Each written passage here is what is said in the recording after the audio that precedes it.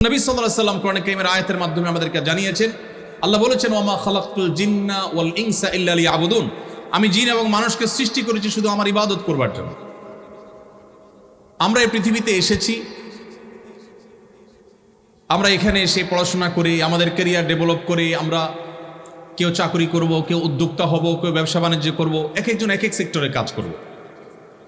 আমাদের এই কাজের লক্ষ্য বা উদ্দেশ্য, এটা শেষ পরিণতিটা কি? যদি বলেন যে আমি মানুষের জন্য কাজ করব, মানুষের সেবা করব, আপনি প্রকৌশল বিশ্ববিদ্যালয়ের স্টুডেন্ট হিসাবে পড়াশোনা করে আপনি ইঞ্জিনিয়ার হয়ে আপনি মানব জাতির জন্য কোনো একটা সংকটের সমাধানের পথ আবিষ্কার করবেন, মানুষ উপকার করবেন, ভালো কথা। আপনি যা করতে চাইছেন, যদি আপনি সেটা করতে না পারেন, পৃথিবীতে মানুষ যা করতে চায় তার সব কিছু কি করতে পারে? আমরা যা চাই সব কিছু কি করতে পারি? আপনি যা করতে চেয়েছেন যদি সেটা করতে না পারেন, ধরা যাক আপনার স্বপ্ন ছিল আপনি পড়াশোনা করে আপনার ক্যারিয়ার ডেভেলপ করে আপনি মানব জাতির জন্য অনেক কিছু করবেন, কিন্তু আপনি হয়তো কিছু করতে পারলেন না। এই যে অনাকাঙ্ক্ষিত আনএক্সপেক্টেড সিচুয়েশনে তৈরি হয়েছে, আপনি কিছু করতে পারলেন না, এই জায়গাটায় আপনার সান্ত্বনার কোনো সূত্র আপনি খুঁজে পাবেন না। আপনি যদি আপনার সেকুলার দৃষ্টিভঙ্গি থেকে দেখেন, তাহলে আপনার একটা স্বপ্ন ছিল, স্বপ্নটা বাস্তবায়ন করতে পারলেন না, তাহলে আপনার এখন যাওয়ার কোনো জায়গা নেই। আপনি স্যাড বলা ছাড়া, ডিপ্রেসড হওয়া ছাড়া আপনার কিচ্ছু করার নেই। এটা একজন মানুষের জীবনের কোনো কাঙ্ক্ষিত সমাপ্তি হতে পারে না। দুর্ভাগ্যজনক বাস্তবতা হলো, যারা মুহাম্মদ সাল্লাল্লাহু আলাইহি সাল্লাম সহ আল্লাহর পক্ষ থেকে প্রেরিত নবী রাসূলদের প্রতি ঈমান আনে না, বিশ্বাস করে না, তাদের জীবনে এরকম অনাকাঙ্ক্ষিত পরিসমাপ্তির সম্ভাবনা অনেক জোরালো। পক্ষান্তরে যারা মুসলমান, যারা মুহাম্মদ সাল্লাল্লাহু আলাইহি সাল্লামের প্রতি ঈমান এনেছে, তাদের সার্থকতা হলো মুহাম্মদ সাল্লাল্লাহু আলাইহি সাল্লাম তাদেরকে তাদের সৃষ্টিকর্তার সাথে পরিচয় করে দিয়েছে এবং এর ফলশ্রুতিতে আখিরাতের প্রতি বিশ্বাসী হয়েছে। একজন মানুষ দুনিয়াতে অনেক কিছু করতে চেয়েছেন, কিছুই করতে পারেন নাই, যদি তিনি মুসলমান হন তাহলে তার ডিপ্রেশনের কোনো কারণ নাই, তার দুশ্চিন্তার কোনো কারণ নাই। কারণ তিনি যদি ভালো কিছু করবার সদিচ্ছা রাখেন এবং তার জন্য যথাযথ পদক্ষেপ নিয়ে থাকেন, তিনি যদি তার কাঙ্ক্ষিত কাজটি করতে নাও পারেন, আল্লাহ রাব্বুল আলামিন কিয়ামতের দিন তার সেই কাঙ্ক্ষিত কাজ করে যে পরিমাণ রিওয়ার্ড পাওয়ার কথা, পুরস্কার পাওয়ার কথা, তার সবটুকু আল্লাহ তাআলা তাকে বুঝিয়ে দিবেন। অতএব একজন মুসলমান তার জীবনে কখনো ডিপ্রেশন তাকে কখনো স্পর্শ করতে পারে না। আর এই কথাকেই কোরআন বলেছে, ওয়ালা ইয়াইআস মির রাউহিল্লাহি ইল্লাল কওমুল কাফিরুন, আল্লাহর রহমত থেকে নিরাশ হয়ে যাওয়া, আশাহত হয়ে যাওয়া, ডিপ্রেসড হয়ে যাওয়া, এটা আল্লাহর প্রতি অবিশ্বাসী ছাড়া কারোর জীবনে আসতে পারে না। বিশ্বাসী মানুষের জীবনে আসার কোনো স্কোপ নেই। কেন আপনি সিরাত চর্চা করবেন? কারণ সিরাত চর্চা আপনার আইডেন্টিটি আপনাকে ঠিক করে দিবে, আপনার স্রষ্টার সাথে আপনার সৃষ্টি হিসাবে আপনার একটা সম্পর্ক গড়ে তুলবে। তাতে কি হবে? আপনার ডিপ্রেশন আসবে না। আপনারা ছাত্র মানুষ, আপনারা ইউনিভার্সিটির স্টুডেন্ট, যদি স্কুল বা কলেজ বা স্কুল লাইফের দিকে ফিরে যান, আমাদের অনেক স্কুল স্টুডেন্ট আছে যারা অনেক পড়াশোনা করেন। এসএসসিতে একটা ভালো ফলাফল করতে হবে তাকে, এইচএসসিতে একটা ভালো ফলাফল করতে হবে তাদের। এ ধরনের স্টুডেন্টদের জন্য আমাদের ডাক্তার নাবিল ভাই অনেক কাজ করেন, মাশাআল্লাহ, অনেক চমৎকার চমৎকার তার দিক নির্দেশনা আছে, আমরা জানি আমাদের এই ধরনের স্টুডেন্টদের জন্য। তো স্টুডেন্টরা যখন খুব পড়াশোনা করে পরীক্ষার আগে, অনেক ছেলেপেলে আছে, অনেক ছেলেমেয়েরা আছে, তাদের পড়াশোনার অন্যতম লক্ষ্য থাকে একটা ভালো ফলাফল করা। আর ভালো ফলাফল কেন করতে চায়? তার প্রাথমিক লক্ষ্য, চূড়ান্ত লক্ষ্য তো ঠিক আছে, ভালো কলেজে ভালো ভার্সিটিতে চান্স পাবে, ভালো ক্যারিয়ার বিল্ড আপ করবে। প্রাইমারি একটা লক্ষ্য থাকে, সেটা হলো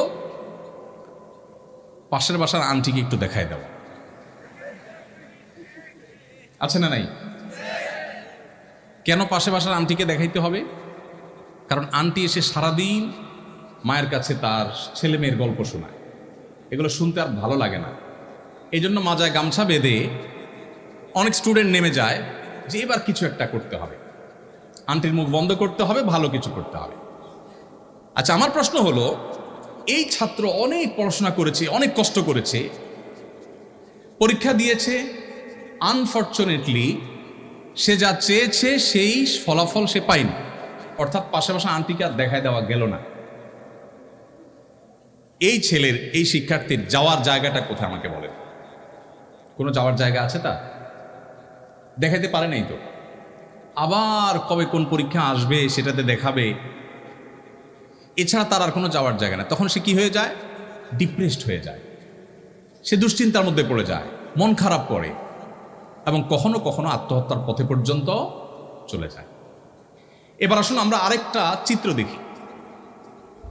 একজন স্টুডেন্ট যার জীবনে মোহাম্মদ সাল্লাল্লাহু আলাইহি সাল্লামের সিরাতের রিফ্লেকশন হয়েছে, যিনি মোহাম্মদ সাল্লাল্লাহু আলাইহি সাল্লামের জীবন ইতিহাসের সাথে পরিচিত হয়েছেন, তার জীবনের সংস্রবে কখনো এসেছে, তার ছোঁয়ায় কখনো তার থাকার সুযোগ হয়েছে। এই স্টুডেন্ট যেহেতু তার রবকে চিনে, তিনি তার সব কিছু দেখাতে চান তার রবকে, সৃষ্টিকর্তাকে। পাশাপাশি আন্টি কিংবা তার কোনো বন্ধু বান্ধব কিংবা অন্য কাউকে তিনি দেখাবার জন্য কিছু করেন না। তার লক্ষ্য হলো তিনি ভালো ফলাফল করে ভালো একটা জায়গায় দাঁড়িয়ে এই যে দুর্নীতির করাল গ্রাস গোটা দেশটাকে শেষ করে দিচ্ছে, তিনি মেরুদণ্ড সোজা করে এদেশের মানুষের জন্য অ্যাজ এ মুসলমান মুসলিম মিল্লাতের মুখকে উজ্জ্বল করবার জন্য তিনি কিছু করতে চান। এই স্বপ্ন নিয়ে তিনি পরীক্ষা দিচ্ছেন, পড়াশোনা করছেন, চেষ্টা করছেন। যদি তিনি তার সে চেষ্টা সফল হন, ব্যাটে বলে হয়তো আলহামদুলিল্লাহ, যদি না হয় তাহলে তার সান্ত্বনার জায়গা হলো যে আল্লাহ রাব্বুল আলামিন ইনপুট দেখেন না, আল্লাহ তাআলা আউটপুট দেখেন না, আল্লাহ তাআলা ইনপুট দেখেন। আল্লাহ চেষ্টা দেখেন, ফলাফল দেখেন না। দুনিয়ার মানুষ ফলাফল দেখে, আল্লাহ রাব্বুল আলামিন ফলাফল দেখে মানুষকে তার বিনিময় সব সময় দেন না, সব সময় দেন না। আল্লাহ তাআলা দেখেন বান্দার প্রচেষ্টা। যদি আল্লাহ তাআলা আউটপুট দেখে সব সময় বিনিময় দিতেন, তাহলে বহু নবী রাসূল পৃথিবীতে এসেছেন যারা যুগ যুগ ধরে ইসলাম প্রচারে কাজ করার পরও দেখা গেছে তাদের কথা হয়তো একজন মানুষ শুনেছে কিংবা একজনও শুনেনি। হয়রাজ আমাদের মধ্যে বহু লোক আছে যাদের লক্ষ লক্ষ ফলোয়ার্স, অনেক ভক্ত অনুরক্ত। তো আল্লাহ রাব্বুল আলামিন চেষ্টা দেখবেন। সো একজন তরুণ তিনি যখন মুহাম্মদ সাল্লাল্লাহু আলাইহি সাল্লামের সিরাতকে তার জীবনে অবলম্বন হিসাবে ঠিক করে নেয়, সিরাতকে সে যখন সামনে রাখে, তখন তার জীবনে সে কাঙ্ক্ষিত জিনিসটা যদি নাও পান, তিনি ডিপ্রেসড হন না। কারণ তিনি জানেন যে আল্লাহ রাব্বুল আলামিন দেখবেন আমার নিয়ত, ইন্নামাল আমালু বিন্নিয়াত, আমি কোন উদ্দেশ্যে করেছি এটা আল্লাহ দেখবেন, আমার চেষ্টা আল্লাহ তাআলা দেখবেন। বাস আমার নিয়ত ভালো ছিল, চেষ্টায় ত্রুটি ছিল না, আল্লাহ তাআলা রিওয়ার্ড শতভাগ আমাকে দিয়ে দিবেন। সো তার কোনো ডিপ্রেশনের কোনো কারণ থাকতে পারে না। সময়ত উপস্থিতি, কেন সিরাত চর্চা আমাদের করতে হবে? কারণ সিরাত আমাদেরকে আমাদের রবের সাথে আমাদের পরিচয় করিয়ে দেয়, আমাদের সৃষ্টিকর্তার সাথে আমাদের সম্পর্ক করে দেয়, যার ফলশ্রুতিতে আমাদের আইডেন্টিটি, আমাদের আত্মপরিচয়, এটা আমাদের মাথায় সবসময় জাগরুক থাকে। এটি আমাদেরকে পরিচালিত করে সঠিকতার পথে, সুন্দরের পথে, এবং আমাদের জীবনে একটা আদর্শিক ভিত্তি দাঁড়ায়। অস্ট্রেলিয়ার কোনো একজন গবেষক, নামটি আমার মনে নাই, অনেক আগে কোথাও পড়েছি, হারিয়ে ফেলেছি, তিনি বলেছেন যে এই পৃথিবীতে আমরা কেন এসেছি আমি জানি না, তবে এটুকু নিশ্চিত, খেয়ে পরে দিন পার করার জন্য আমরা এই পৃথিবীতে আসিনি। দেখুন, জন্মের পর থেকে আমরা যত চেষ্টা করছি, যত পরিশ্রম করছি, যত সাধনা করছি, সবগুলোর সারসংক্ষেপ হলো আমরা রুটি রুজি আহরণ করছি, সেটি ভোগ করছি, একটা পর্যায়ে আমরা মারা যাচ্ছি, কালের গর্ভে হারিয়ে যাচ্ছি। তাহলে জীবনের প্রাপ্তিটা কি, লক্ষ্যটা কি, আমার চূড়ান্ত যাওয়ার জায়গাটা কোথায়? নবী করিম সাল্লাল্লাহু আলাইহি সাল্লাম আমাদের সেই প্রশ্নের উত্তর দিয়েছেন যে আমাদের জীবনের এই সকল কর্মকাণ্ডের প্রাপ্তি অপ্রাপ্তির হিসাব মেলাবার জন্য আল্লাহ তাআলা ইয়াউমুল আখিরা প্রতিষ্ঠা করবেন। যিনি আমাদেরকে শূন্য থেকে সৃষ্টি করেছেন, তিনি আমাদেরকে মাটির সাথে মিশিয়ে যাওয়ার পর আবার সেখান থেকে আমাদেরকে সৃষ্টি করবেন এবং আমাদের প্রাপ্য বুঝিয়ে দিবেন। যার কারণে একজন মুসলমান তিনি আদর্শের ভিত্তিতে, তার আদর্শিক একটা ভিত্তির উপর তার জীবন দাঁড়ায়, তার আইডেন্টিটি তৈরি হয়, তার আত্মপরিচয় তৈরি হয়। আপনারা বিশ্ববিদ্যালয়ের শিক্ষার্থী, আপনারা আমার চাইতে ভালো করে জানবেন, কখনো শিক্ষার নামে, কখনো সংস্কৃতির নামে, কখনো বিনোদনের নামে, বিভিন্ন সময় নানা নামে আজকের বিশ্বের মুসলিম তরুণদের আইডেন্টিটি নষ্ট করবার নানামুখী ষড়যন্ত্র চলমান আছে। আপনারা দেখবেন বেশ কিছু মুখরোচক স্লোগান শোনা যায়। আমাদেরকে মানবতাবাদী মানুষ হওয়ার সবক সকাল বিকাল দিতে আপনারা শুনবেন। কাদেরকে শুনবেন? সেই সব মানুষদের কাছ থেকে শুনবেন যারা অনবরত নিরপরাধ শিশু হত্যাকাণ্ডে মেতে আছে। তাদেরকে শুনবেন যারা নারীর অধিকার নিয়ে গোটা পৃথিবীতে জিগির তুলছে, আমাদেরকে সকাল বিকাল সবক দিতে আসে। শত সহস্র প্রেগনেন্ট নারীদেরকে যারা বোমা মেরে হত্যা করে। মুসলমানের দৃষ্টান্ত হলো সেই বাঘের বাচ্চার মতো, যেই বাঘের বাচ্চাকে শিয়াল লাফানো শেখায়। আজ পৃথিবীতে আমাদের অবস্থা সেরকম হয়ে গেছে।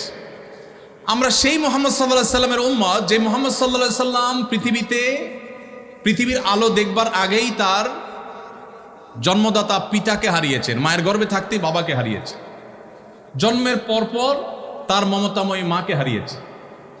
একের পর এক বাবা মা দুজনের ছায়া সরে গেল, অথচ তিনি তখনও দুধের শিশু।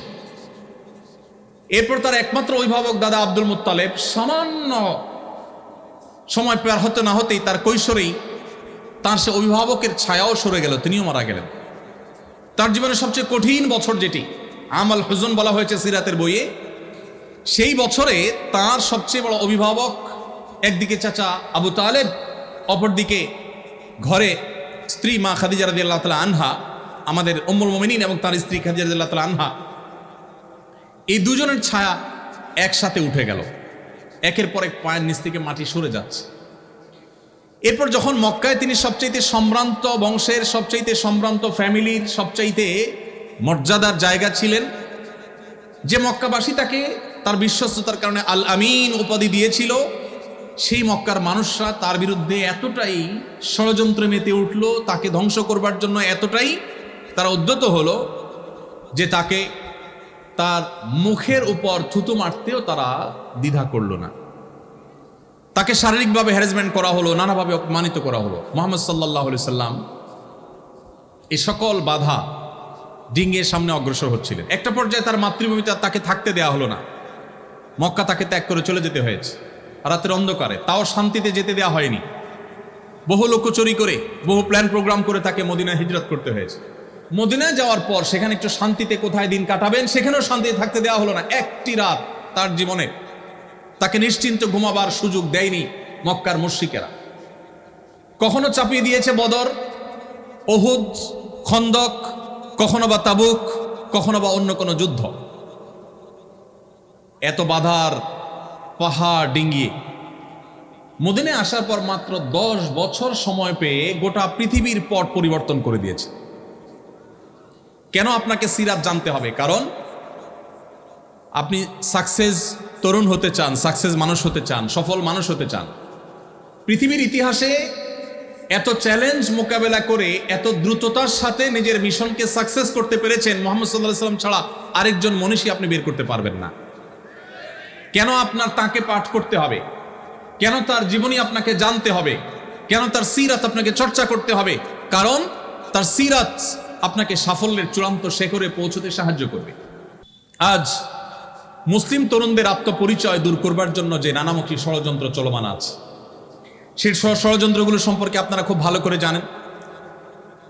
আমাদেরকে মানবতাবাদের সবক যারা শেখায় তারা জানে না মুসলমানকে আসলে আলাদা করে মানবতাবাদের সবক শেখানোর প্রয়োজন।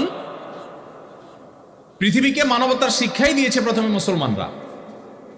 মুহাম্মদ সাল্লাল্লাহু আলাইহি সাল্লামের চাইতে বেশি মানবতার শিক্ষা পৃথিবীতে কেউ কাউকে কখনো দিতে পারেনি। মুহাম্মদ সাল্লাল্লাহু আলাইহি সাল্লাম সেই মানুষ যার শুধু মানবতার বিষয়ে শত সহস্র আলোচনা করে তার মানবিক দিকটাকে পরিপূর্ণভাবে তুলে ধরা আমাদের দ্বারা সম্ভব নয়, আমরা সেদিকে যাচ্ছি না। তো আত্মপরিচয়হীনতা দূর করে আমাদের নিজস্ব সংস্কৃতির প্রতি অনুরাগী হতে আমাদেরকে সাহায্য করবে যদি আমরা নবী সাল্লাল্লাহু আলাইহি ওয়াসাল্লাম সিরাত পাঠ করি। নাম্বার 2, আপনারা সবাই তরুণ, অনেকে আছেন যে বাবা মার যথেষ্ট অর্থ সম্পদ আছে, পারিবারিক ভিত্তি যথেষ্ট স্ট্রং এবং মজবুত। এত সত্ত্বেও আমাদের সামনে যে পথ চলা, সেই পথ চলা কি সবসময় মসৃণ হয়, না কখনো কখনো কণ্টকাকীর্ণ হতে পারে? মসৃণ থাকবে সবসময় আমাদের জীবনে পথ চলা? বরং বাস্তবতা হলো আল্লাহ রাব্বুল আলামিন কোরআনে কারিমে একাধিক জায়গায় এই বিষয়টি আল্লাহ তাআলা উল্লেখ করেছেন যে মানুষের পুরো জীবনটাই সংগ্রামী জীবন। প্রত্যেকটা স্টেপেই তাকে সংগ্রাম করতে হয়, সংগ্রাম করে করে তাকে এগোতে হয়। তো আপনি একজন তরুণ হিসেবে প্রতিকূলতা ঠেলে আপনি যদি সাফল্যের শেখরে পৌঁছতে চান, তাহলে মুহাম্মদ সাল্লাল্লাহু আলাইহি ওয়াসাল্লামের সিরাত আপনাকে পাঠ করতে হবে, তাহলে আপনাকে সিরাত চর্চা করতে হবে। কারণ কিভাবে চরম বিপদেও ধৈর্য ধারণ করতে হয়, অত্যন্ত প্রত্যয়ী এবং দৃঢ়পদ থাকতে হয়, এটা মুহাম্মদ সাল্লাল্লাহু আলাইহি ওয়াসাল্লামের জীবনের প্রতিটি পৃষ্ঠায় পৃষ্ঠায়, প্রতিটি পাতায় পাতায় আপনি পাবেন। আপনি মুহাম্মদ সাল্লাল্লাহু আলাইহি ওয়াসাল্লামের জীবনের ইতিহাস যদি খোলেন, প্রতিটি পাতায় দেখতে পাবেন একের পর এক চ্যালেঞ্জ কিভাবে তিনি মোকাবেলা করেছেন। সবচেয়ে ইন্টারেস্টিং বিষয় হলো, এত বাধা সত্ত্বেও কোন ইতিহাসবিদরা, এমনকি অমুসলিমদের লেখা যে সমস্ত জীবন চরিত্র আছে মুহাম্মদ সাল্লাল্লাহু আলাইহি ওয়াসাল্লামের, তার কোনোটিতেও আপনি এটি দেখাতে পারবেন না যে মুহাম্মদ সাল্লাল্লাহু আলাইহি ওয়াসাল্লাম এত টেনশনে, এত চাপে, এত মানসিক প্রেসারে তিনি কখনো নাউজুবিল্লাহ খেই হারিয়ে ফেলেছেন, রেগে গেছেন, কাউকে সরি বলতে হয়েছে। তার জীবনে এরকম কোনো অধ্যায় আসেন। যদি আপনি প্রতিকূলতা ঠেলে আপনার তারুণ্যকে সাফল্যের সর্বোচ্চ শেখরে নিতে চান, তাহলে আপনাকে সিরাত চর্চা করতে হবে। কারণ মুহাম্মদ সাল্লাল্লাহু আলাইহি ওয়াসাল্লাম তার জীবনে যতটা প্রতিকূলতা ঠেলে তার মিশন ইসলামকে, তাওহীদকে, আল্লাহর একত্ববাদকে পৃথিবীতে সবচেয়ে বলিষ্ঠভাবে প্রতিষ্ঠিত করে গেছেন, এটি পৃথিবীতে অন্য কোনো মনীষী করতে পারেনি। মাত্র 23 বছর সময় পেয়েছেন। নবুয়তের দায়িত্ব বুঝে পাওয়ার পর মাত্র 23 বছরের মধ্যে গোটা বিশ্বের পট পরিবর্তন করে দিয়েছেন, রুট চেঞ্জ করে দিয়েছেন, ইতিহাস পরিবর্তন করে দিয়েছেন। এবং আজও পর্যন্ত পৃথিবীর ইতিহাসে যত মানুষ এসেছে, কিয়ামত পর্যন্ত যত মানুষ আসবে, মুহাম্মদ সাল্লাল্লাহু আলাইহি সাল্লামের চাইতে জনপ্রিয়, তাকে যত মানুষ ভালোবাসে, এত বেশি মানুষের ভালোবাসা পৃথিবীর ইতিহাসে কেউ অর্জন করতে পারে নাই, কিয়ামত পর্যন্ত কেউ পারবেও না। মুসলমানরা পৃথিবীতে সবচেয়ে সংখ্যায় বেশি তা কিন্তু না, আমরা জানি। কিন্তু এত সত্ত্বেও মুহাম্মদ সাল্লাল্লাহু আলাইহি সাল্লাম পৃথিবীতে চলে যাওয়ার প্রায় ১৫০০ বছর অতিক্রান্ত হওয়ার পরও এখনো যদি পৃথিবীর কোনো প্রান্তে কেউ মুহাম্মদ সাল্লাল্লাহু আলাইহি সাল্লামকে নিয়ে একটা কটু কথা বলে, পৃথিবী জুড়ে লক্ষ লক্ষ কোটি কোটি মানুষের হৃদয়ে রক্তক্ষরণ হয় কি হয় না? এই যে হৃদয়ে রক্তক্ষরণ হয়, ১৫০০ বছর আগে একজন মানুষ পৃথিবী থেকে চলে গেছে। ১৫০০ বছর, ১৫০ বছর না। কতটা প্রভাব মানুষের অন্তরে তিনি রেখে গেছেন যে ১৫০০ বছর পরও যদি তাকে নিয়ে কেউ কোনো কটু কথা বলে, কোটি কোটি মানুষ পৃথিবী জুড়ে এখনো তার জন্য কাঁদে, চোখের পানি ফেলে, সংক্ষুব্ধ হয়। এর বিপরীতে আসুন, মাত্র ১৫০ বছর, ১৫০০ না, মাত্র ১৫০ বছর আগে পৃথিবী থেকে চলে যাওয়া কোনো মনীষী, হতে পারেন কোনো প্রভাবশালী পলিটিশিয়ান, হতে পারেন কোনো বড় বিজ্ঞানী যার অনেক অবদান আছে মানুষের জন্য, হতে পারেন কোনো ধর্মীয় ব্যক্তিত্ব যিনি অনেক বেশি জনপ্রিয় ছিলেন, হতে পারেন যে কোনো সেক্টরের মানুষ, মাত্র ১৫০ বছর আগে পৃথিবীতে ছিলেন, খুবই প্রাসঙ্গিক ছিলেন যখন ছিলেন। তিনি চলে যাওয়ার পর এখন যদি গুলিস্তানের মোড়ে দাঁড়িয়ে কেউ তার 14 গোষ্ঠীর নামের তালিকা ধরে ধরে গালিগালাজ করে বা নিন্দামন্দ করে, খারাপ বা কটু কথা বলে, আপনি আশপাশে মাথা ঘুরিয়ে তাকালে দেখতে পাবেন কারোর কোনো ভাবলেশ নেই, কারোর কোনো ভাবনা নেই, কারোর কোনো মাথা ব্যথা নেই। পৃথিবীতে যদি কেউ অমর হতে চায়, পৃথিবীতে যদি কেউ টিকে থাকতে চায়, পৃথিবীতে যদি কেউ সহস্র সহস্র বছর, লক্ষ বছর প্রাসঙ্গিক থাকতে চায়, মুহাম্মদ সাল্লাল্লাহু আলাইহি সাল্লামের জীবন ইতিহাস চর্চার কোনো বিকল্প পথ তার সামনে খোলা নেই। আপনি আমাকে দেখাতে পারবেন না আরেকজন মানুষ ১৫০০ বছর আগে পৃথিবীতে ছিলেন, এখনো তিনি প্রাসঙ্গিক, এখনো তার জন্য মানুষের মন কাঁদে। আপনাদের পছন্দের অনেক খেলোয়াড় আছে, অনেক তথাকথিত তারকা আছে, আমি জানি আপনারা অনেকে ফলো করেন, যাদের হয়তো সোশ্যাল মিডিয়াতে মিলিয়ন মিলিয়ন ফলোয়ার্স আছে। তারা যদি অবসরে চলে যান তাদের খেলা থেকে, তাদের সেক্টর থেকে, কয়েক বছরের মধ্যেই দেখবেন তারা অপ্রাসঙ্গিক হয়ে গেছেন। বড়জোর ১ যুগ ২ যুগ বা সামান্য কিছু বছর হয়তো তাদের নিয়ে আলোচনা হবে, একটা সময় তারা ইতিহাসের পাতায় হারিয়ে যাবেন।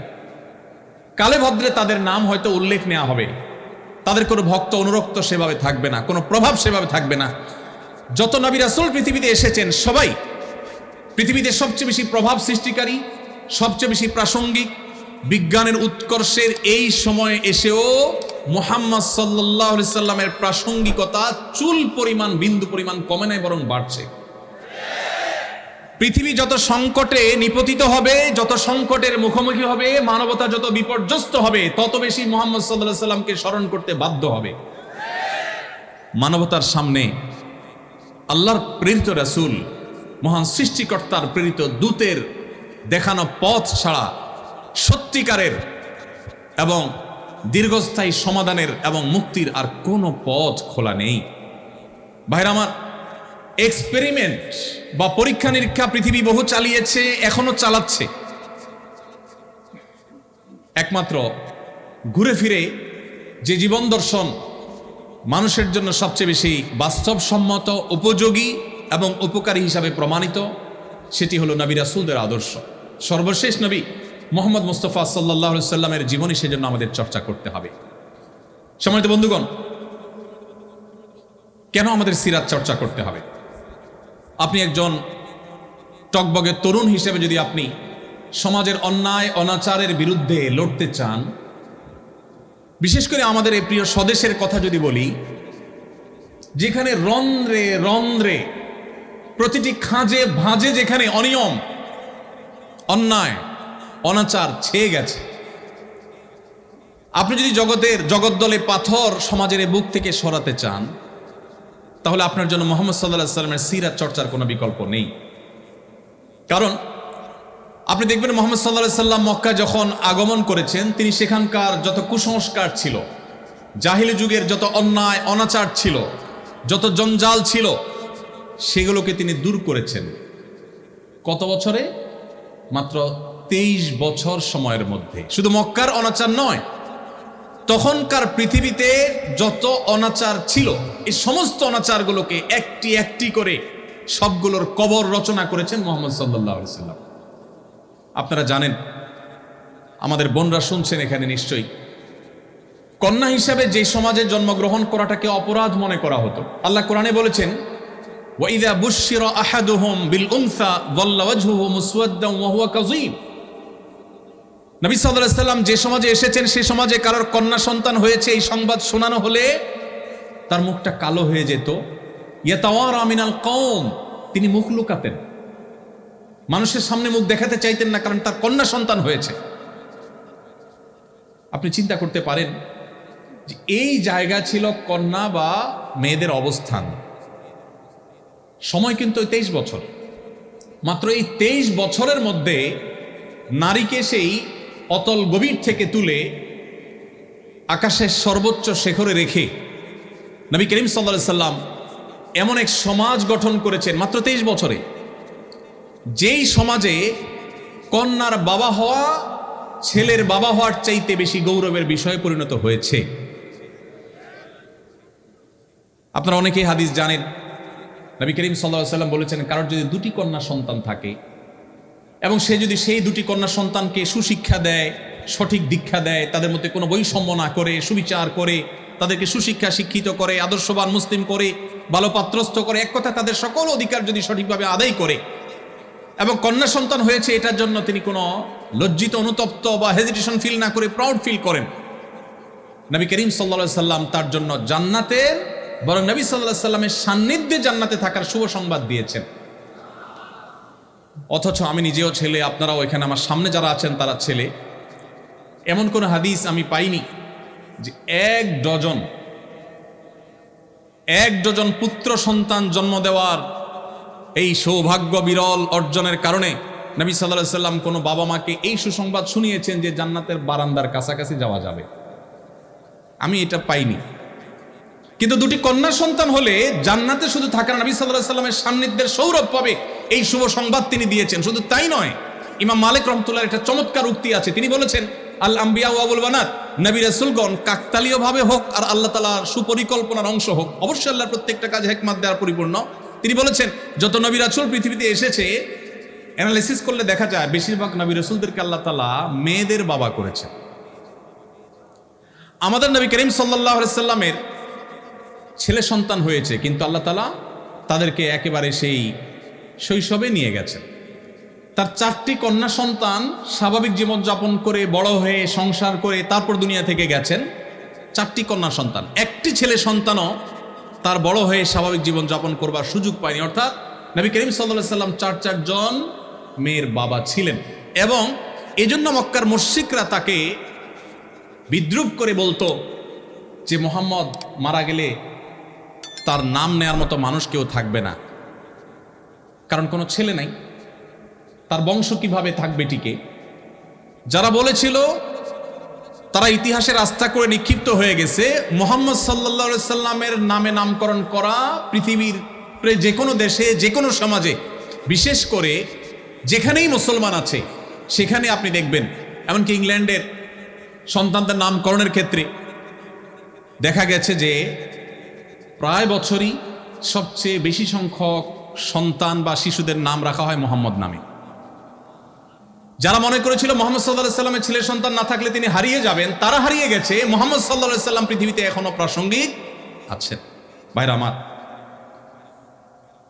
তো সমাজের যে জঞ্জাল, যে কুসংস্কার, এটা যদি আপনি দূর করতে চান, আপনি যদি সংগ্রামী মানুষ হতে চান, সমাজ সংস্কারক হতে চান, তাহলে আপনাকে মুহাম্মদ সাল্লাল্লাহু আলাইহি সাল্লামের সিরাত পাঠ করতে হবে, তার সিরাত চর্চা করতে হবে। কারণ খুব স্বল্পতম সময়ের মধ্যে যে মক্কার মুশরিকেরা কন্যা সন্তান হলে জীবন্ত পুঁতে ফেলতো, তাদের বুকের উপর দাঁড়িয়ে নবী সাল্লাল্লাহু আলাইহি সাল্লামের জীবনের শেষ ওসিয়তগুলোর মধ্যে থেকে ছিল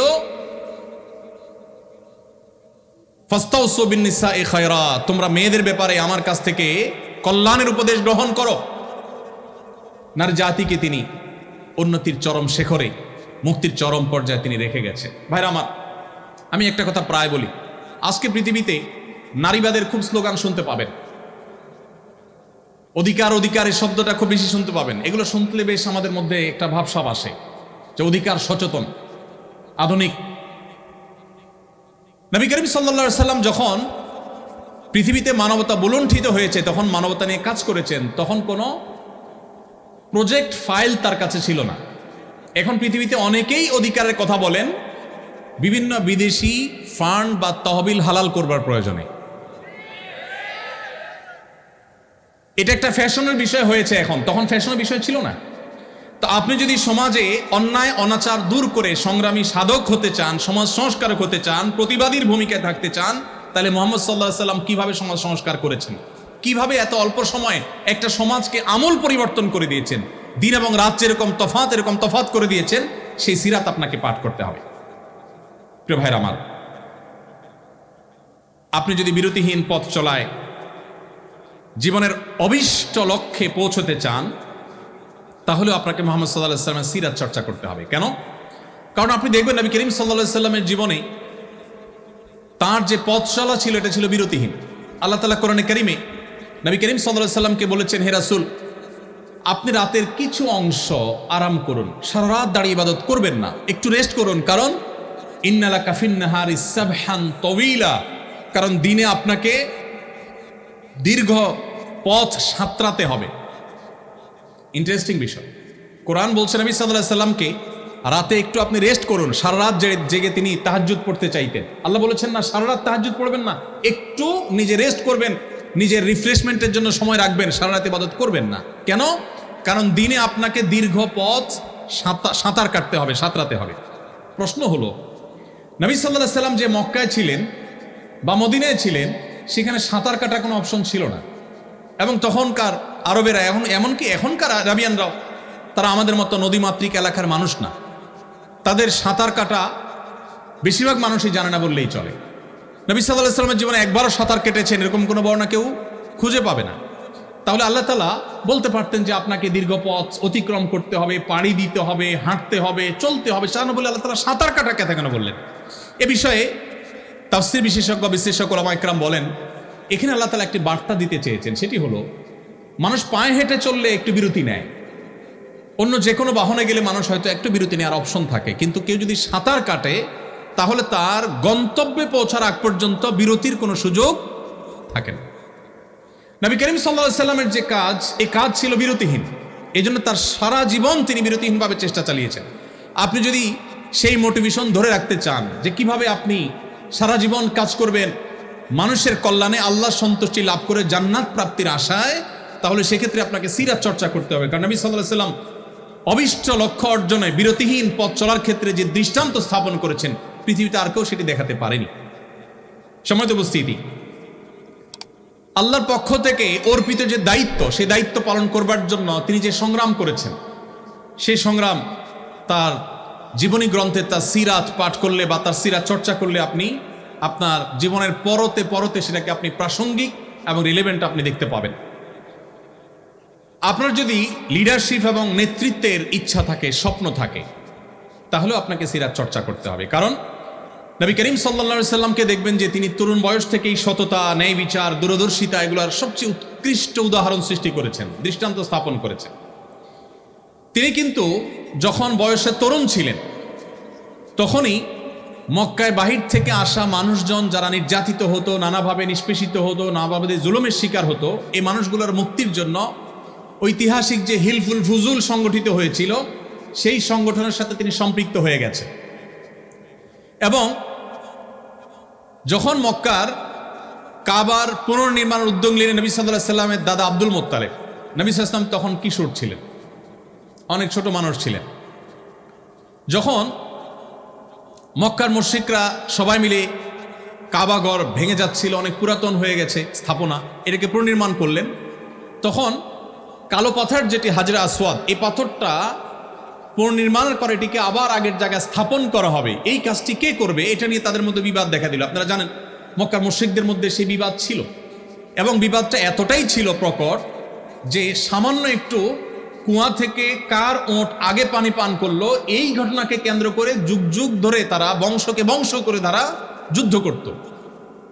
সেই জাতি, অবুঝ জাতি, তারা এই পাথর রাখা নিয়ে বিবাদে লিপ্ত হলো, কোনোভাবে মীমাংসা করতে পারলো না। মুহাম্মদ সাল্লাল্লাহু আলাইহি সাল্লামের অভিনব এক কৌশলের মাধ্যমে তার সে অল্প বয়সে তিনি সেই সমস্যার সমাধান করেছেন। লিডারশিপ, নেতৃত্ব দেওয়ার যোগ্যতা, সমাজে মীমাংসা করবার যোগ্যতা, সমাজকে সংকট থেকে উত্তরণের যোগ্যতা তার সেই কৈশোর থেকে তার জীবনে ছিল। আপনি যদি সিরাত গ্রন্থ পড়েন, এরকম প্রতিটি পৃষ্ঠায় পৃষ্ঠায় আপনি এটি দেখতে পাবেন। নবী করিম সাল্লাল্লাহু আলাইহি সাল্লামকে দেখবেন সিদ্ধান্ত গ্রহণে বুদ্ধিমত্তা। শুধুমাত্র হিজরতের সময় মক্কা থেকে তিনি যে মদিনায় চলে যাচ্ছিলেন রাতের অন্ধকারে, যে স্টেপগুলো তিনি অবলম্বন করেছেন, এগুলোর এক একটা নিয়ে বহু পিএইচডি হতে পারে, বহু গবেষণা হতে পারে, হয়েছেও। নবী করিম সাল্লাল্লাহু আলাইহি সাল্লামের যে প্ল্যান ছিল, আপনি দেখবেন তিনি মক্কা থেকে হিজরত করে মদিনায় যাবেন, কাউকে বলেননি, কাছের লোকজনকেও বলেননি। মক্কার সমস্ত মুশরিকদের সবগুলো চোখ তার দিকে, কখন তিনি বের হয়, তারা আঁচ করতে পেরেছে যে তিনি যাবেন, কিন্তু তাদের সবার সে চেষ্টাকে ব্যর্থ করে দিয়ে তিনি সাকসেস হয়েছেন, তিনি চলে গেছেন, তার সন্ধান তারা পায়নি। প্ল্যান কি ছিল? দীর্ঘ আলোচনা, আমি সেদিকে খুব বেশি দীর্ঘ আলোচনা যাব না। আপনি যদি লক্ষ্য করেন দেখবেন তিনি যাওয়ার আগে সংবাদ সবার কাছ থেকে তিনি আড়ালে রেখেছেন, কাউকে বলেননি, কাছের লোক, পরিবার লোকদেরকেও বলেননি তিনি কখন যাচ্ছেন। যেই বিছানায় তিনি শায়িত ছিলেন, আলী রাদিয়াল্লাহু তাআলা আনহুকে ডেকে এনে ওই বিছানায় শুইয়ে দিলেন, দিয়ে তারপর তিনি চলে গেলেন, যাতে করে তাকে যারা ডিপ মনিটরিং করছে, তখনকার যুগে তো আর বিদ্যুতের আলো ছিল না, এই আলো আধারিতে কেউ একজন বিছানায় শোয়া আছে এটা দেখে তারা যেন ধোকায় পড়ে যায়, তারা যেন মনে করে যে মুহাম্মদ সাল্লাল্লাহু আলাইহি ওয়াসাল্লাম মনে বিছানায় শোয়া আছেন। এই জন্য আলী রাদিয়াল্লাহু তাআলা আনহুকে রাতের গভীরে এনে তার বিছানায় শুইয়ে দিয়ে তিনি বাসা থেকে বের হয়েছে। তিনি জানতেন যে একটানা মদিনায় তিনি যেতে পারবেন না, তাকে ধাওয়া করা হবে। তিনি পথে একটা স্টেপ নিলেন গারে সৌরে। সেই গারে সৌর, সেখানে তিনি অবস্থানকালীন সময়ে খাবার দাবারের কি ব্যবস্থা হবে, সেই ক্যাটারিং সার্ভিসের জন্য তিনি দায়িত্ব দিলেন আবু বকর রাদিয়াল্লাহু তাআলা আনহুর কন্যাকে, এবং তাকে দায়িত্ব দিলেন, তিনি যথারীতি দায়িত্ব পালন করলেন। আবার সেই খাবার কিভাবে পৌঁছানো হবে, মক্কার মুশরিকরা তো ফলো করবে, এই জন্য দায়িত্ব দিলেন আরেকজনকে, ট্রান্সপোর্টের দায়িত্ব। যাকে ট্রান্সপোর্টের দায়িত্ব দেওয়া হলো, তাকে পরিকল্পনা বুঝায় দেওয়া হলো, তিনি ছাগলের রাখাল নিয়ে, যিনি খাবার যাবেন তার পেছন থেকে ছাগলের রাখাল নিয়ে একজন যাবেন, যাতে করে তার যে পদচিহ্নগুলো আছে এগুলো ছাগল পায়ে হেঁটে মারিয়ে সেটাকে মিশিয়ে ফেলে, মক্কার মুশরিকরা যাতে আঁচ করতে না পারে পায়ে হেঁটে কোথায় গিয়েছে, গাড়ি সাউটটা ঠিক কোন জায়গায় এটা যেন ধরতে না পারে। এরপরে সেখানে মক্কার মুশরিকদের গতিবিধি জানার জন্য সংবাদদাতা হিসাবে, মিডিয়া হিসাবে আলাদা ডিপার্টমেন্টকে দায়িত্ব দিলেন, তারা সেই সংবাদ তাকে পৌঁছাতো নিয়মিত।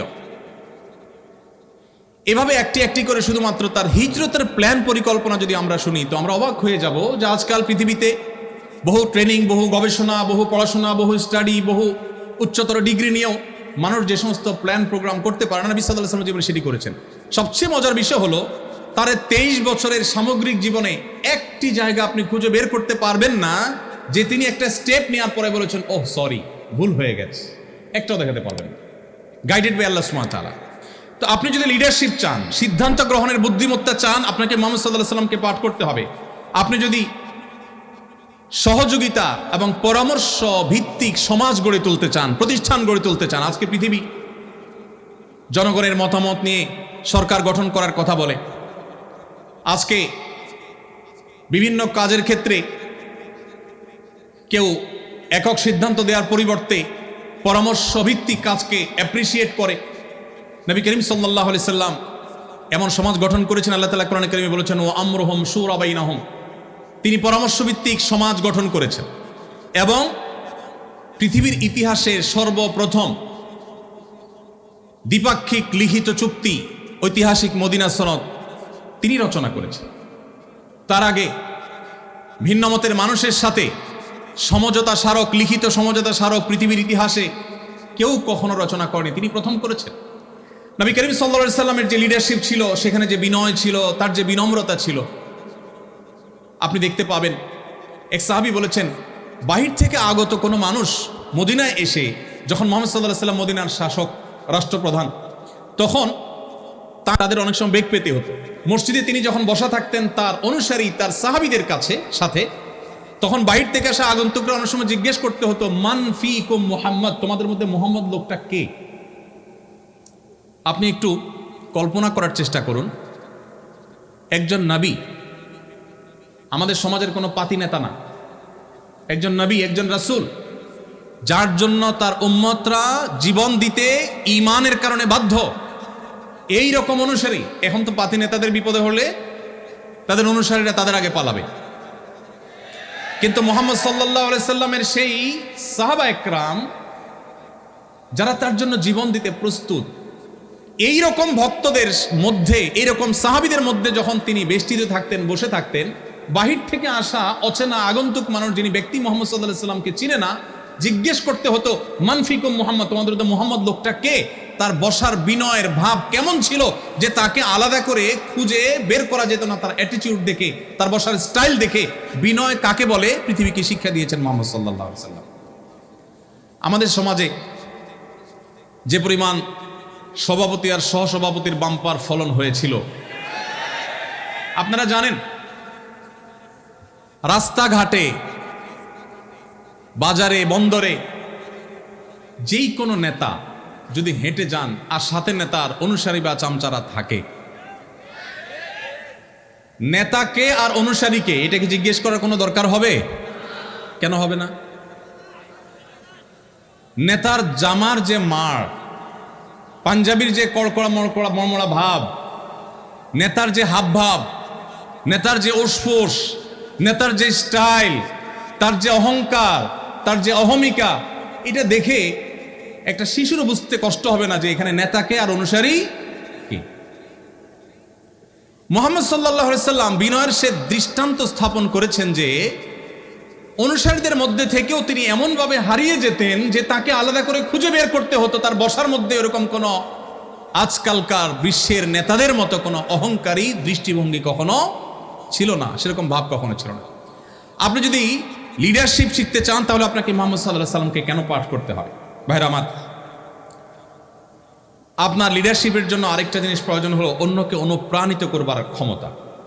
অন্যকে অনুপ্রাণিত করবার যে ক্ষমতা মুহাম্মদ সাল্লাল্লাহু আলাইহি সাল্লামের আছে, পৃথিবীর ইতিহাসে কোনো কেউ মানুষকে এত বেশি অনুপ্রাণিত করতে পেরেছেন আমার মনে হয় শুধু মুসলিম নয়, আমার অমুসলিম বন্ধুরাও যদি নিরপেক্ষভাবে বিশ্লেষণ করেন, বিবেচনা করেন, আমার মনে হয় তাদের কাছে দিনে আলামত পরিষ্কার হবে যে মুহাম্মদ সাল্লাল্লাহু আলাইহি সাল্লাম যেভাবে মানুষকে অনুপ্রাণিত করতে পেরেছেন, এতটা অনুপ্রাণিত, এতটা মোটিভেটেড পৃথিবীর ইতিহাসে কেউ কোনোদিন কাউকে করতে পারে নাই। ১৫০০ বছর পর আজও তার কোনো নির্দেশ পেলে মুসলমানরা জীবন দেওয়ার জন্য প্রস্তুত হয়ে যায়, সর্বস্ব ত্যাগ করার জন্য প্রস্তুত হয়ে যায়। আপনি আর কাকে দেখাতে পারবেন? নেতা বক্তব্য দিয়ে বের হলেই অনুসারীরা ভাঙচুর শুরু করে দেয়।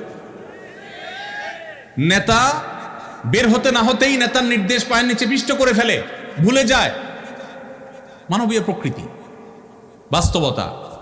মুহাম্মদ সাল্লাল্লাহু আলাইহি সাল্লাম ১৫০০ বছর আগে কোনো কথা বলে গেছেন, ১৫০০ বছর পরও লক্ষ লক্ষ কোটি কোটি মানুষ পেঠা সেটাকে পুঙ্খানুপুঙ্খ রূপে বাস্তবায়ন করবার জন্য জীবন বাজি দিতে পর্যন্ত প্রস্তুত। আপনি যদি পৃথিবীকে মোটিভেটেড করতে চান, আপনি যদি আপনার জাতিকে জাগ্রত করতে চান, আপনি যদি আপনার জাতির লিডারশিপের দায়িত্ব নিতে চান, মুহাম্মদ সাল্লাল্লাহু আলাইহি সাল্লামের জীবনী চর্চার কোনো বিকল্প আপনার সামনে পথ খোলা নেই। সম্মানিত উপস্থিতি, আপনি যদি ঐক্যবদ্ধ করতে চান আপনার জাতিকে, বিশ্ব মানবতাকে, আপনি যদি মানুষের প্রচেষ্টাগুলোকে একত্র করতে চান, সেক্ষেত্রে আপনাকে সিরাত চর্চা করতে হবে। আল্লাহ রাব্বুল আলামিন কোরআনে কারিমে একাধিক জায়গায় বলেছেন নবী সাল্লাল্লাহু আলাইহি সাল্লামের অবদানের কথা। বিশ্ব মানবতার প্রতি তার যে সমস্ত অবদানগুলো ছিল, এর মধ্যে থেকে অন্যতম অবদান ছিল তিনি মানব জাতিকে কখনো বিভক্ত করেননি, ঐক্যবদ্ধ করার চেষ্টা করেছেন। যারা তার ধর্ম অনুসরণ করে নেই, তার কথা মানে নাই, তাদেরকেও শান্তিপূর্ণভাবে সমাজে বসবাস করবার অধিকার তিনি এমনভাবে বাস্তবায়ন করেছেন। অন্য ধর্মাবলম্বী যারা মুসলমানদের সাথে শান্তিপূর্ণ সহাবস্থানে বিশ্বাসী, যারা মুসলমানদের সাথে নানাভাবে নানা চুক্তিতে তারা আবদ্ধ, সেই রকম অন্য ধর্মাবলম্বীদের কাউকে যদি হত্যা করে কোনো মুসলমান হত্যা না, কোনো অমুসলমানকে যদি এভাবে হত্যা করে, নবী করিম সাল্লাল্লাহু আলাইহি সাল্লাম সেই মুসলমানকে শাসিয়েছেন, সতর্ক করেছেন যে সে যত ভালো কাজ করুক, যত নেকামল করুক না কেন, জান্নাতের গ্রাণ পর্যন্ত সে মুসলমান পাবে না। নবী করিম সাল্লাল্লাহু আলাইহি সাল্লাম সেই আদর্শ আমাদেরকে দিয়েছেন, যে আদর্শের বর্ণনা আল্লাহ কোরআনে বর্ণনা করেছেন। যে সমস্ত অন্য ধর্মাবলম্বী মুসলমানেরা তোমাদেরকে যুদ্ধ চাপিয়ে দেয়নি, তোমাদের দেশ থেকে বের করে দেয়নি, শান্তিপূর্ণ সহাবস্থান করছে, অন্য ধর্মের মানুষ কিন্তু তোমার সাথে শান্তিপূর্ণ সহাবস্থান করছে।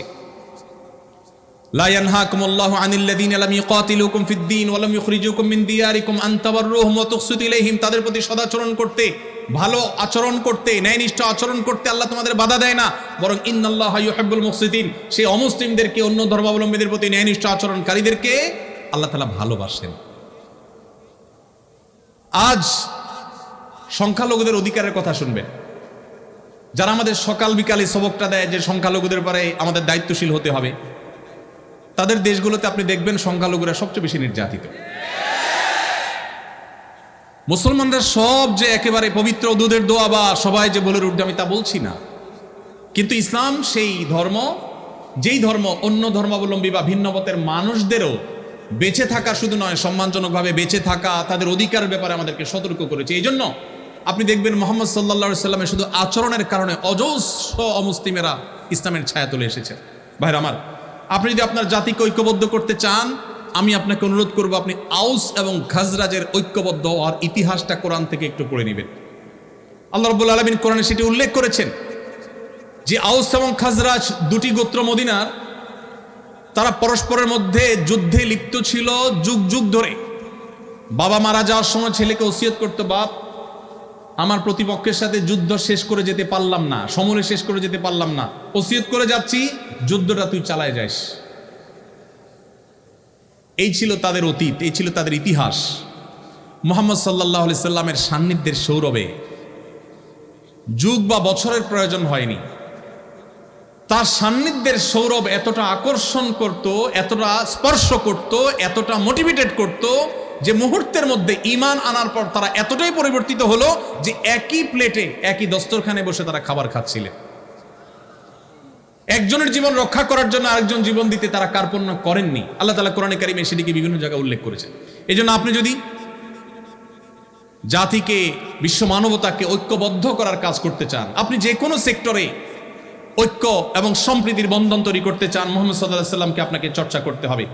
আপনি দেখতে পাবেন সেই মক্কা থেকে আসা, হিজরত করে আসা মুহাজির সাহাবীরা কিভাবে মদিনার সাহাবীদের কাছে আপন হয়ে গেছে।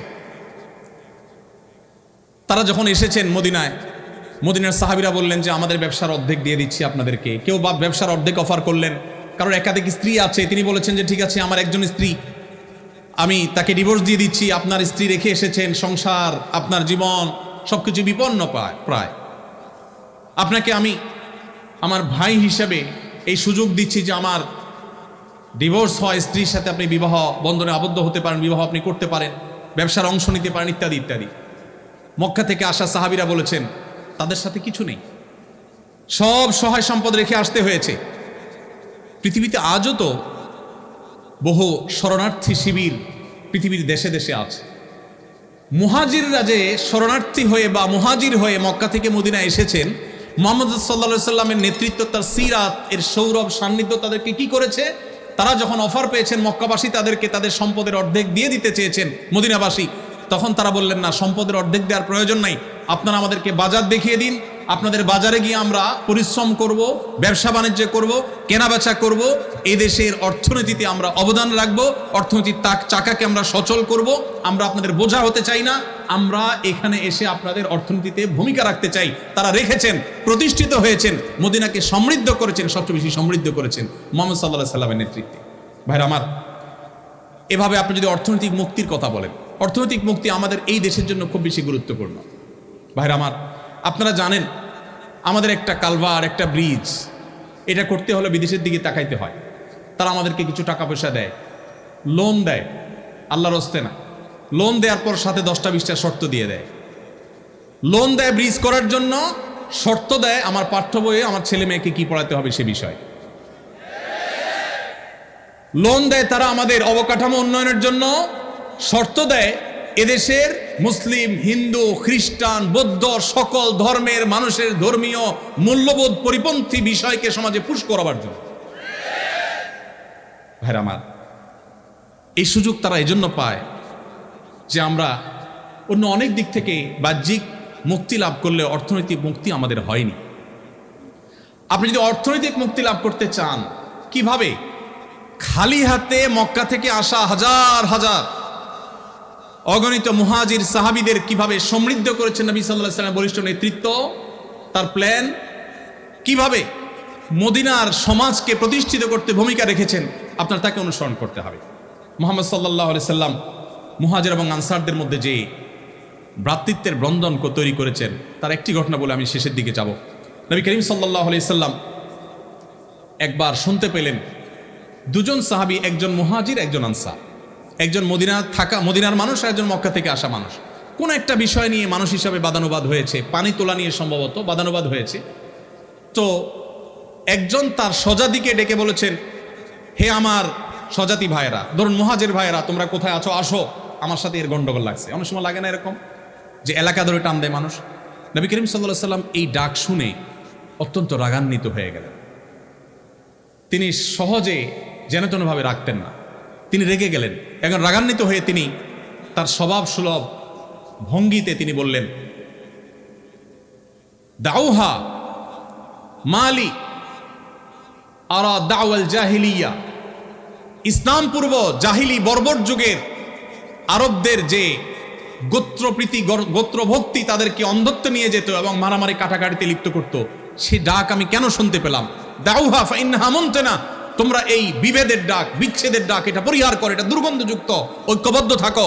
এরকম গোত্রভিত্তিক ডাক এবং অ্যাসোসিয়েশন করে পরস্পরের বিরুদ্ধে লেগে যাওয়া, নবী সাল্লাল্লাহু আলাইহি সাল্লাম সেটাকে অত্যন্ত চমৎকারভাবে দমন করেছেন এবং সম্প্রীতির যে উজ্জ্বল উদাহরণ তিনি স্থাপন করেছেন, পৃথিবীর ইতিহাস সেটি করে দেখাতে পারবেন। আপনি সাহাবীদের ইতিহাস যদি পড়েন, কিভাবে আউস খাজরাজ সহ আরো বহু আপনার বিবাদমান এবং মত পার্থক্যে থাকা জাতিগুলো কিভাবে ঐক্যবদ্ধ হয়েছে, একটা প্রাচীরের মতো মুহাম্মদ সাল্লাল্লাহু আলাইহি ওয়াসাল্লামের সিরাত আপনি চর্চা করলে দেখতে পাবেন।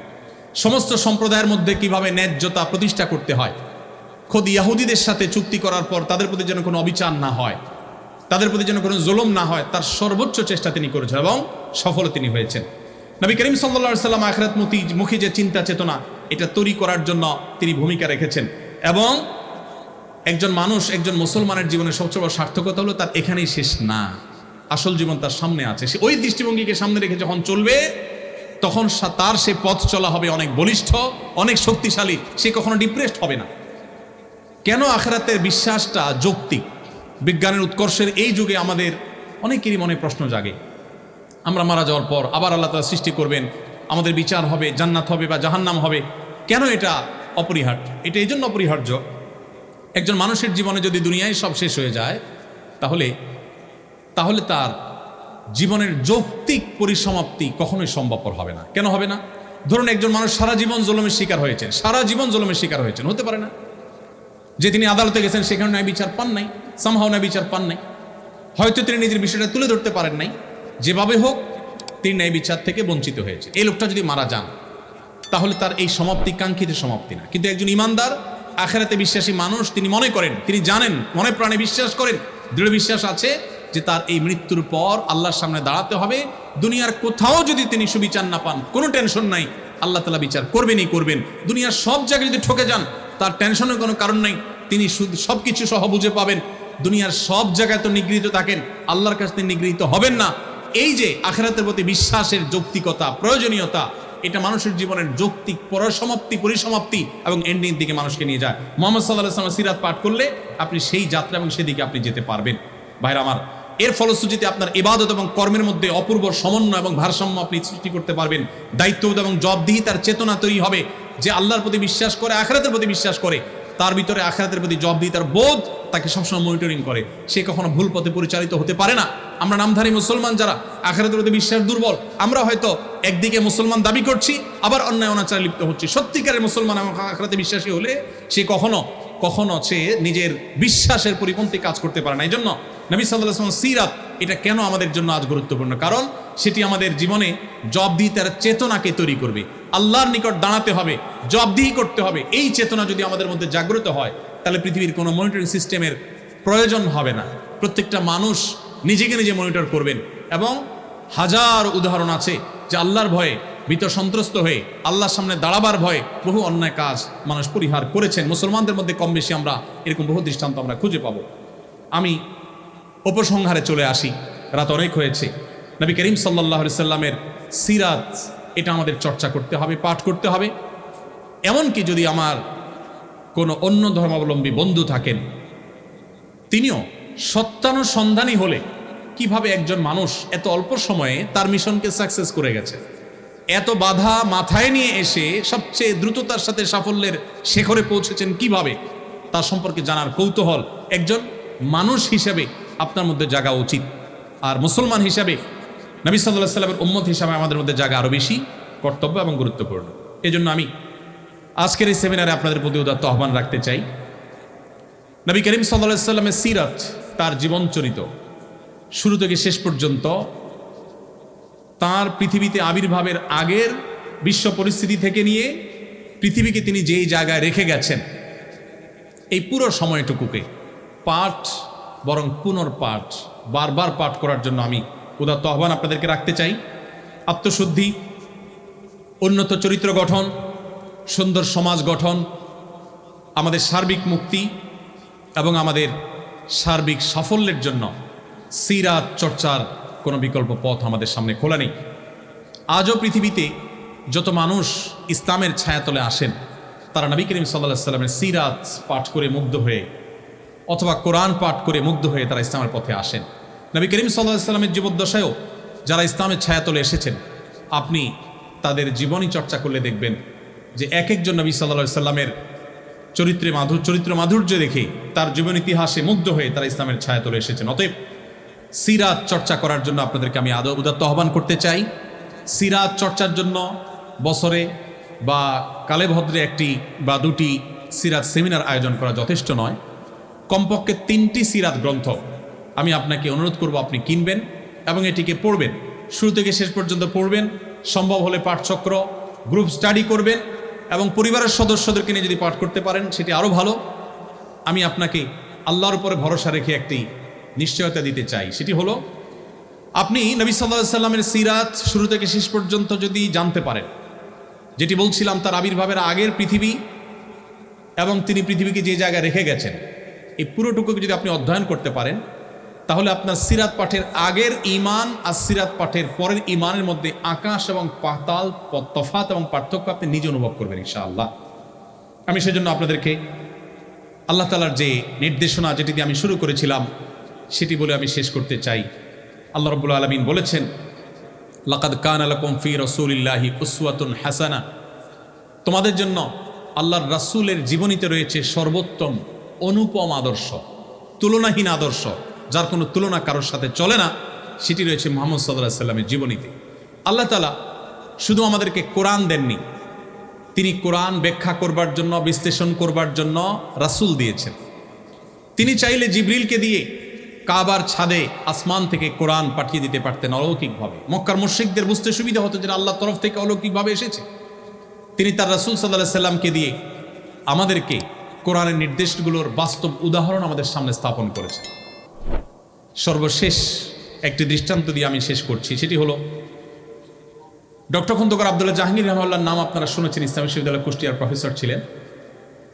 স্যার একটি উপমা দিতেন অত্যন্ত চমৎকার। স্যার বলতেন, আমরা যে ফোন ব্যবহার করি, এই মোবাইলগুলো সাধারণত দুই প্রকার। কিছু আছে যেগুলো আমরা বাটন ফোন বলি, যেগুলোতে নেট ইউজ করা যায় না, ক্যামেরা থাকে না, ইত্যাদি ইত্যাদি। এই বাটন ফোন, আরেকটা হলো স্মার্টফোন। স্যার বলতেন, আল্লাহ রাব্বুল আলামিন মানুষকে সৃষ্টি করেছেন স্মার্টফোনের মতো করে, আর অন্য যত প্রাণী আছে সব প্রাণীকে সৃষ্টি করেছেন বাটন ফোনের মতো করে। বাটন ফোনের মধ্যে যেই ক্যালকুলেটর দেওয়া আছে ওইটা পরিবর্তন করা যায় না। যেই ফোন বুক দেওয়া আছে, যা যা দেওয়া আছে তাতেই থাকে। গেমস যেগুলো দেওয়া আছে, নতুন করে আর কোনো গেম সেখানে ডাউনলোড করা যায় না, ফিক্সড, যা যা দেওয়া আছে তা। আর স্মার্টফোনের মধ্যে, দামি দামি স্মার্টফোনগুলোতে আপনাকে একটা প্লে স্টোর, অ্যাপ স্টোর দেওয়া থাকবে। আপনি ক্যালকুলেটর কোন ডিজাইনেরটা নামাবেন, কোন অ্যাপটা নামাবেন, কোন গেমসটা ডাউনলোড করবেন, কোনটা সেট করবেন, এটার চয়েস আপনার হাতে দেওয়া হয়েছে। আপনি চাইলে আপনার সুবিধা মতো, পছন্দ মতো অ্যাপ আপনি নামায় নিতে পারেন। অন্যান্য প্রাণীকে এই অপশন দেওয়া হয়নি, তারা বাটন ফোনের মতো। একটা হাঁস, একটা মোরগ, একটা গরু, একটা ছাগল, অন্যান্য প্রাণী, আল্লাহ রাব্বুল আলামিন তার ভিতরে যা দেওয়া সব বিল্ট ইন দিয়েছেন, সব সেট আপ আগে থেকে আছে, নতুন কিছু ঢুকাবার সুযোগ নেই। এই জন্য পশু পাখি, অন্যান্য প্রাণী, তারা চাইলেও মানুষের মতো জ্ঞানে, বিজ্ঞানে, বুদ্ধিতে, মেধায় তারা তাদের যোগ্যতার স্বাক্ষর রাখবার অপশনই নেই। আল্লাহ তাআলা সেট করে দিয়েছেন যে হাঁস সে পানিতে ভাসবে। এজন্য জন্মের পরপরই দেখবেন হাঁস পানিতে ভাসতে পারে, তাকে শেখাতে হয় না। মানুষের সন্তানকে হাঁটা শেখাতে হয়, পশু পাখিকে হাঁটা শেখাতে হয় না। তাকে যে জন্য সৃষ্টি করা হয়েছে, ওই যে বাটন ফোনের মতো সব কিছু বিল্ট ইন দেওয়া আছে, অটোমেটিক ওইটা থাকবে, কাজ করবে, নতুন কিছু সেখানে ঢুকবে না। কিন্তু মানুষকে যেহেতু আল্লাহ তাআলা স্মার্টফোনের মতো তৈরি করেছেন, ব্ল্যাঙ্ক ব্রেন দিয়ে দিয়েছেন, চোখ দিয়ে দিয়েছেন, অপশন দিয়ে দিয়েছেন, সে তার চয়েস মতো অপশন বা অ্যাপগুলোকে সে নিজের ভিতর ঢোকাতে পারে। কেন মুহাম্মদ সাল্লাল্লাহু আলাইহি সাল্লামের জীবনী চর্চা প্রয়োজন? কারণ আল্লাহ তাআলা আমাদেরকে স্মার্টফোনের মতো তৈরি করেছেন। সো আমরা যদি ভালো কিছু আমাদের ভিতরে ধারণ করি, তাহলে তার রিফ্লেক্ট আমাদের জীবনে পড়বে। আমরা যদি ভুল কিছু ধারণ করি, তার রিফ্লেক্ট আমাদের মধ্যে পড়বে। এজন্য আমাদের এই জীবনকে আলোকিত করবার জন্য, সমৃদ্ধ করবার জন্য আমাদের জীবনের পদে পদে মুহাম্মদ সাল্লাল্লাহু আলাইহি সাল্লামকে পাঠ করতে হবে, তাকে ডাউনলোড করতে হবে, তাকে ধারণ করতে হবে এবং তাকে চয়েস করতে হবে। কারণ মানুষ অনুসরণ প্রিয়, কাউকে না কাউকে সে অনুসরণ করে, কারণ না কারোর দ্বারা সে প্রভাবিত হয়। আপনি যদি সর্বশ্রেষ্ঠটাকে ডাউনলোড করেন, আপনার ভেতরে ধারণ করেন, তাহলে আপনার জীবন আলোকিত হবে, সুন্দর হবে, সমৃদ্ধ হবে। আপনার আলো দ্বারা আলোকিত করতে পারবেন আপনার সমাজকে, আপনার আশপাশকে, বিশ্ব মানবতাকে, আপনার প্রিয় স্বদেশকে। আল্লাহ রাব্বুল আলামিন আমাদের সবাইকে সিরাতে রাসূলের আলো দ্বারা আলোকিত হওয়ার তৌফিক দান করুন। সিরাতের আলো, রাসূলের রিফ্লেকশন যেন আমাদের জীবনের পরতে পরতে হয়, পদে পদে হয়, আল্লাহ তাআলা সেই তৌফিক আমাদেরকে দান করুন। আমরা যেন মুহাম্মদ সাল্লাল্লাহু আলাইহি সাল্লামের উম্মত হিসাবে নিজেদেরকে স্বীকার করছি, দাবি করছি, আমরা যেন বুঝে শুনে তার উম্মত হই, আমরা যেন পড়ে শুনে তার উম্মত হই, স্টাডি করে চর্চা করে তার উম্মত হই। তার উম্মত হওয়ার এই গৌরব যেন সত্যিকারের গৌরবের পরিণত হয়, সেজন্য প্রয়োজনীয় পদক্ষেপ গ্রহণ করা, আমাদের জীবনের প্রত্যেকটা ক্ষেত্রে সিরাতকে জানা এবং আমাদের জীবনে, আমাদের সমাজে, আমাদের পরিবারে, রাষ্ট্রে সর্বত্র যেন স্টাবলিশ করার তৌফিক আল্লাহ তাআলা দান করেন। সেজন্য সেই দোয়া রব্বে কারীমের কাছে ব্যক্ত করে শেষ করছি। জাযাকুমুল্লাহু খাইরা। আসসালামু আলাইকুম ওয়া রাহমাতুল্লাহি ওয়া বারাকাতুহু।